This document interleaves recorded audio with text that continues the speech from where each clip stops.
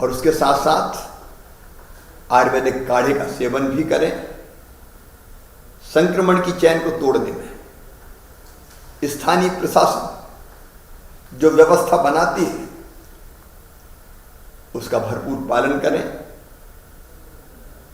एक बार मैं फिर निवेदन करना चाहता हूं, अनलॉक में बढ़ती हुई गतिविधियों के कारण संक्रमण का खतरा बढ़ा है और इसको तत्काल रोकने के लिए अगर हमने कदम नहीं उठाए तो हम न केवल अपने आप को, अपने परिवार को, गांव को, शहर को, अपने प्रदेश को बड़े संकट में डालेंगे। इसलिए मेरी अपील है, सावधानी रखें, सावधानी में ही सुरक्षा है। बहुत बहुत धन्यवाद।